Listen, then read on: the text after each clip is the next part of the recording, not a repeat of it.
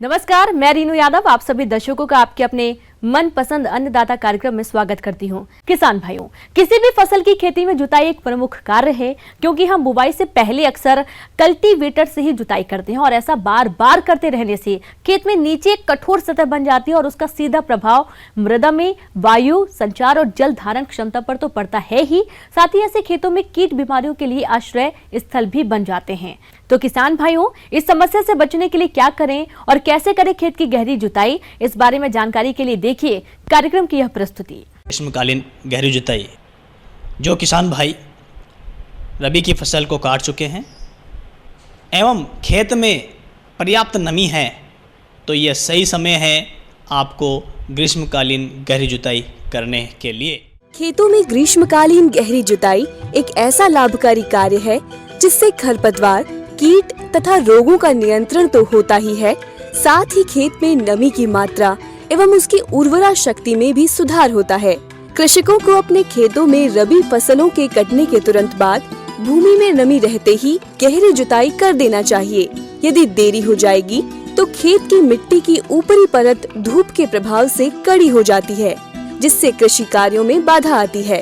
अतः खेत में गहरी जुताई करने से फसल उत्पादन की बहुत सारी समस्याओं का एक साथ निदान हो जाता है।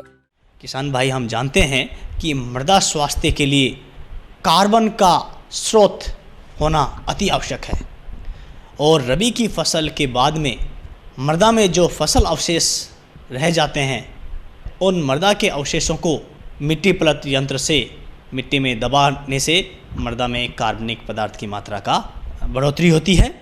दूसरा, गहरी ग्रीष्मकालीन जुताई करने से जो कठोर परत बनी हुई है उसको तोड़ने में सहायता मिलती है एवं मृदा में वायु संचार के साथ साथ मृदा की जल धारण क्षमता में भी वृद्धि होती है। तीसरा इसका फ़ायदा है, ग्रीष्मकालीन जुताई से जो रबी की फसल की कटाई के बाद में जो खरपतवार खेत में खड़े हैं वो तो नष्ट होते ही होते हैं, इसके अलावा जो उनके बीज या पुराने बीज मिट्टी में पड़े हैं, सुषुप्त अवस्था में पड़े हुए हैं, ग्रीष्मकालीन गहरी जुताई से वह बीज नीचे से ऊपर की सतह पर आ जाते हैं एवं मई तथा मध्य जून तक जो गर्मी या तापमान अधिक होने की वजह से ये जो खरपतवारों के बीज होते हैं वह नष्ट हो जाते हैं या अपनी अंकुरण क्षमता को खो देते हैं। खेत में गहरी जुताई करने से मृदा में वायु संचार बढ़ने के साथ साथ सूर्य के प्रकाश का मृदा में सूक्ष्म जीवों जैसे बैक्टीरिया आदि की क्रियाशीलता पर अनुकूल प्रभाव पड़ता है और यह सूक्ष्म जीव विभिन्न जैव रासायनिक क्रियाओं को संचालित कर मृदा की उर्वरा शक्ति को बढ़ाते हैं। किसान भाइयों के सामने सबसे बड़ी समस्या होती है, हम कीटनाशी फफूंदनाशी लेके आते हैं और जिससे खेती की लागत अधिक हो जाती है। अतः किसान भाई ग्रीष्मकालीन जुताई करके इंसेक्टिसाइड कीटनाशक और फफूंदनाशक दवाइयों का प्रयोग कम कर सकते हैं। इसके द्वारा हम ग्रीष्मकालीन गहरी जुताई करने से जो कीड़े होते हैं, जैसे आपके वाइट ग्रब हो गए या कई ऐसे हानिकारक कीट जो कि सुषुप्त अवस्था में या उनके अंडे या प्यूपा, लार्वा या वयस्क मिट्टी में गहराई में रह जाते हैं, गहरी जुताई से वह मृदा की सतह पर आ जाते हैं। अतः ग्रीष्मकालीन जुताई करके हम कीड़े मकोड़ों से और खेती में अन्य लागत लगती है उसको हम कम कर सकते हैं। इसके अलावा कुछ फंगस व भूमिगत रोग, जड़गलन रोग एवं जो आपकी सब्जियों वाली फसलें हैं जिनमें सूत्रकृमि निमेटोड का बहुत बड़ा प्रकोप होता है, हम गहरी जुताई करके जो राइजोम जड़ों में बन जाते हैं सूत्रकृमि के, वह गहरी जुताई करने से जड़ें सतह पे आ जाती है और मई व जून में बहुत गर्मी की वजह से ये राइजोम या सूत्रकृमि नष्ट हो जाते हैं, मर जाते हैं। खेत की गहरी जुताई इस तरह करें कि खेत की मिट्टी भुरभुरी न होकर बड़े बड़े ढेलों के रूप में रहे, ताकि गर्म हवा उसमें अधिक गहराई तक जा सके। साथ ही ढेलेदार खेत होने से वह वर्षा का पानी भी सही तरीके से जमीन में सोख सकेगा। खेत की ढाल की विपरीत दिशा में गहरी जुताई करना चाहिए, जिससे मृदा एवं जल संरक्षण को बढ़ावा मिलता है। जो पश्चिमी राजस्थान के किसान भाई हैं वो ध्यान रखें, क्योंकि वहाँ की मृदा बलुई है और मई और जून के महीने में बहुत तेज़ लू चलती है, बहुत आंधियाँ चलती है। वायु का वेग तीव्र होने की वजह से यदि आप ग्रीष्मकालीन जुताई करते हैं तो आपकी मृदा अपरदन होने की आशंका बहुत अधिक रहती है। तो ऐसी मृदा जिसमें बलुई या जो मृदा हल्की मृदा है, उस क्षेत्र के किसान भाई ग्रीष्मकालीन गहरी जुताई ना करें। किसान भाई हमेशा याद रखें, जो फसल के अवशेष हैं वो पूरे के पूरे मिट्टी में ना दबे, कुछ अवशेष मृदा के ऊपर भी रहें, जिससे कि तेज़ हवा से मृदा क्षरण होने से रोका जा सकता है। और बारिश जब होती है तो कटाव को भी हम कम कर सकते हैं। ग्रीष्मकालीन गहरी जुताई 2-3 वर्ष के अंतराल से करते रहना चाहिए। गहरी जुताई के समय खेत के चारों ओर मेड़ बनाना भी लाभप्रद होता है, क्योंकि इससे वर्षा का जल खेत में ही एकत्रित होने से मिट्टी द्वारा सोख लिया जाता है तथा मिट्टी के पोषक तत्वों का अनावश्यक रूप से होने वाला बहाव भी रुक जाता है। तीसरी सावधानी है, आप जब हल्की मृदा में यदि आप करना चाहते हैं तो बड़े बड़े ढेले रखें, और इस प्रकार किसान भाई आपकी लागत को कम कर सकते हैं और ग्रीष्मकालीन जुताई करके अधिक से अधिक लाभ सुनिश्चित कर सकते हैं। चलिए अब रुख करते हैं अगली कड़ी की ओर।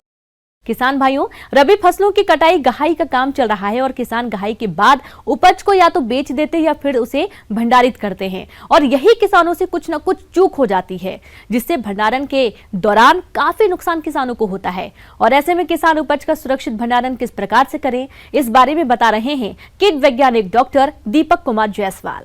नमस्कार किसान भाई, आज हम लोग बात करेंगे भंडारण के विषय में। तो कटाई के उपरांत सबसे बड़ी हमारे लिए चुनौती होती है, किसान भाइयों के लिए चुनौती होती है उसका संरक्षण, क्योंकि फसल उत्पादन तो अच्छा हो जाता है, बहुत मेहनत करते हैं, उत्पादन अच्छा हो जाता है, लेकिन उसको बचाना भी हमारे लिए एक बड़ा ही महत्वपूर्ण कार्य होता है।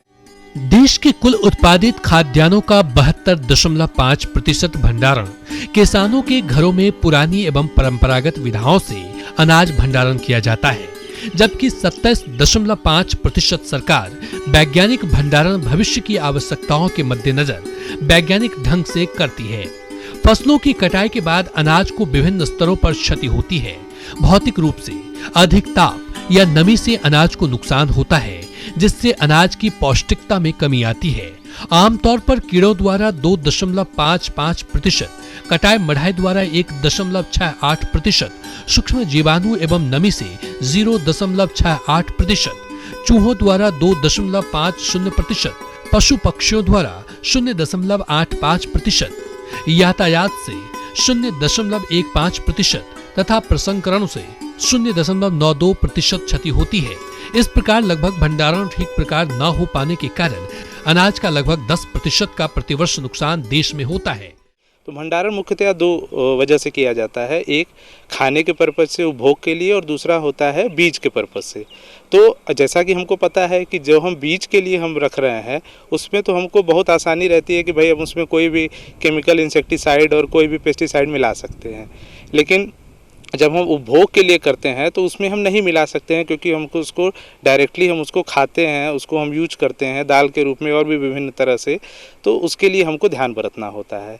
तो ये जो भंडारण की प्रक्रिया है वो शुरू हो जाती है खेत से ही। मुख्यतया जो नुकसान पहुंचाते हैं वो होते हैं कीट।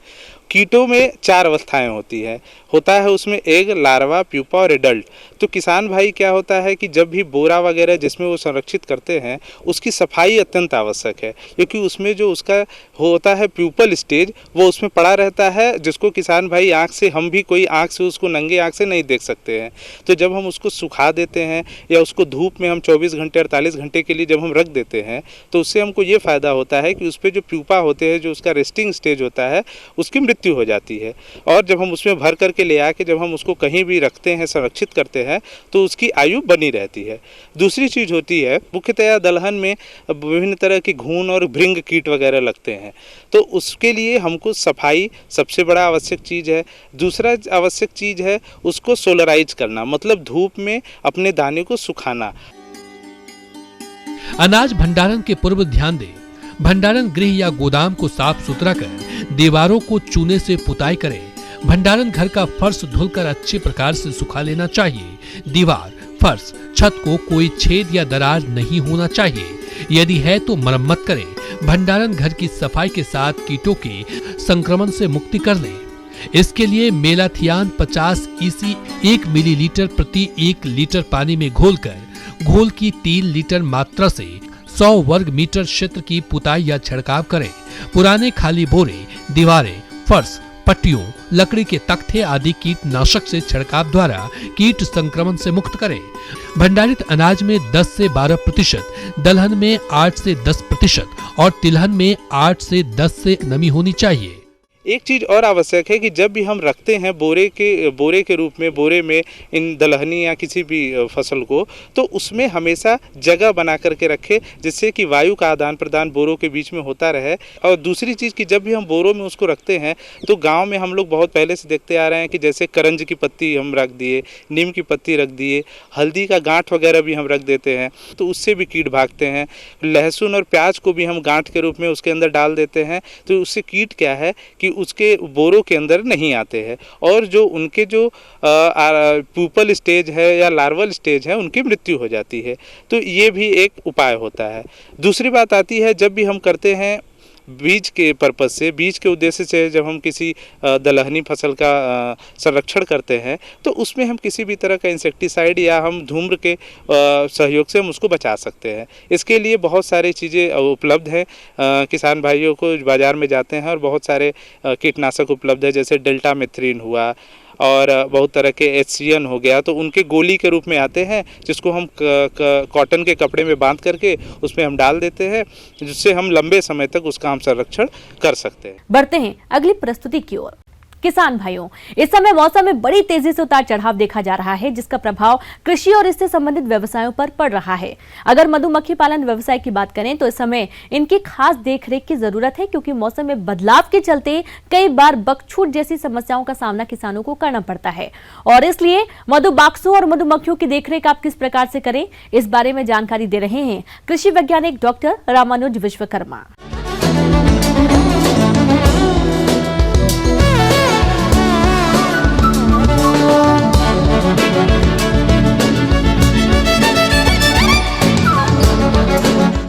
मधुमक्खी यानी मधुमक्खी परिवार मौन वंशों का प्रबंधन किस तरह से करें, कैसे उनको बचाए रखें, इस विषय पर परिचर्चा करेंगे। अप्रैल माह की बात हम पहले करेंगे, फिर मई और जून की बात करेंगे। अभी जहाँ कहीं भी मधुमक्खी पालक अपने मधुमक्खी बक्सों को रखे हुए हैं, जहाँ रखे हैं बक्से, वहाँ पे तो बागानों से उनको फूल यानी कि पुष्परस और पराग तो मिल रहे हैं। अप्रैल महीने का प्रथम सप्ताह तक ही इनको केवल पुष्परस और पराग मिलेगा। तत्पश्चात मधुमक्खी पालकों को जहाँ कहीं पे भी इस अप्रैल माह में नीम का फूल उपलब्ध हो, करंज का हो, जामुन का हो, आंवला का हो, सूरजमुखी का हो, इन माह में वहाँ पे उनको बक्सों को हटा करके शिफ्टिंग करना पड़ेगा, ताकि वहाँ से पुष्परस और पराग एकत्रित किया जा सके मधुमक्खियों द्वारा, और उनके भोजन के रूप में और मधुमक्खी पालक को उत्पादन के रूप में। और उसके बाद जितनी भी कद्दू वर्गीय सब्जियां, उनसे फूल मिलेंगे आपको। मूंग की फसल अगर किसी ने लगा रखी है, उड़द और मूंग की, तो मूंग से इनको ज़्यादातर पराग और नेक्टर मिलता है। और अब आती है गर्मी जून के महीने में, तो जून महीने में कुछ सब्जियों से ही ज़्यादातर थोड़ा सा उनको फूल यानी पुष्परस और पराग मिलेंगे। सामान्य तौर पर मधुमक्खियाँ स्वयं अपना पराग इकट्ठा कर लेती हैं, लेकिन कुछ माह ऐसा होता है जिसमें पराग की कमी होती है, तो ऐसी दशा में मौनों को कृत्रिम आहार देने की आवश्यकता होती है। अगर वो कुछ दिनों तक उनको बचाना चाहते, रखना चाहते, तो उनको कृत्रिम भोजन बना करके देना पड़ता है।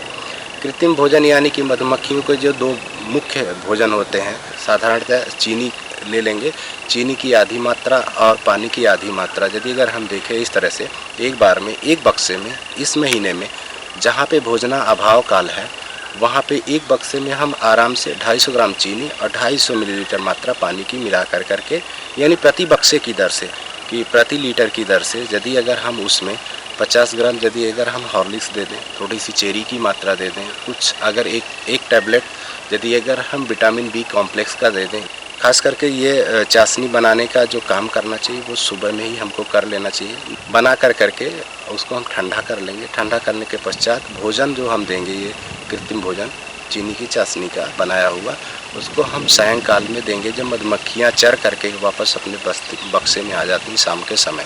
उस समय डेली जो है अपने बक्से की देखभाल करते रहेंगे। यदि अगर उसमें कहीं कोई गंदा पानी पीने की वजह से यदि अगर उसमें कोई पेचिस की बीमारी या उसमें माइट की समस्या, अगर इस तरह की कोई समस्या यानी विकृत उनका शरीर हो जाना, उनके पंख हो जाना और उनका बक्से के इर्द गिर्द घूमना, छटपटाना, ना उड़ पाना, और या उनमें अगर पेचिस की समस्या यानी कि मटमैले, पीले रंग के मटमैले पदार्थों का उनके शरीर से बाहर माल के रूप में निकल करके बक्से के चारों तरफ यानी उसका जो दरवाज़ा है उसके इर्द गिर्द यदि अगर लगना, ये सारे लक्षण होते हैं कि इसमें पेचिस की बीमारी हुई और माइट की समस्या है। ज़रूरत पड़ने पर साथ ही साथ जब टेम्परेचर में ज़्यादा वृद्धि होने के साथ साथ उनको बक्से का टेम्परेचर मेंटेन करने के लिए जूट के बोरे को भिगो करके उसमें से पानी निचोड़ लें, यानी कि पानी नहीं टपकता हुआ रहे।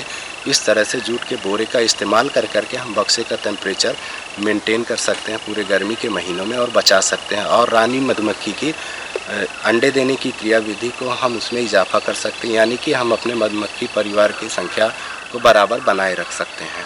इसके अलावा होता क्या है कि इन सब के अलावा बहुत सारे इनके समुदाय से आने वाली जंगली मधुमक्खियाँ, बर्रे जिसको हम बिरना बोलते हैं, चींटी, छिपकली, मेढक इत्यादि, ये सब का भी आक्रमण होता है। ये सब भी इसी समय जब भोजनाभाव काल में इनको भी अगल बगल अपने जहाँ पे मधुमक्खी बक्से हैं वहाँ पे कुछ नहीं खाने पीने को मिलता है तो ये इनके भी कॉलोनी में इनके बक्सों में अटैक करते हैं, आक्रमण करते हैं। तो इनसे भी हमें बचाना है। इनसे बचाने के लिए हमें बचाने के लिए इनसे एक क्वीन गेट एक संरचना आती है महीन जालीदार, जिसमें से सिर्फ श्रमिक मधुमक्खियाँ ही बक्से के बाहर निकल सकती हैं और उनसे अन्य कोई शत्रु जल्दी प्रवेश नहीं कर पाते हैं। या तो हम उसका उपयोग कर सकते हैं और दूसरा या तो उनके दरवाजे पर, बक्से के दरवाजे पर एक लंबी सुरंग जैसी संरचना बना देते हैं लकड़ी की या पाइप की, जिससे वो सिर्फ श्रमिक मधुमक्खियाँ ही अंदर बाहर जाती हैं। बाकी जो जंगली मधुमक्खियाँ होती हैं अंधेरे को नहीं पसंद करती, इसलिए उन सबसे बचाया जा सकता है। स्वच्छ पानी, स्वच्छ एवं ताज़े पानी की हमें बक्से के इर्द गिर्द अपने हमेशा बनाए रखना है और नमी टेम्परेचर को बनाए रखने के लिए, तापक्रम को नियंत्रित रखने के लिए हमें भीगे हुए जूट के बोरों को रखना है। इसके साथ ही साथ यदि अगर इन महीनों में हम बक्से के सामने यानी उसका जो दरवाज़ा है उस पर यदि अगर हम क्वीन गेट लगा करके रखेंगे तो हम इनमें घर छोड़ करके भाग जाने वाली समस्या से भी हम इनको बचा सकते हैं।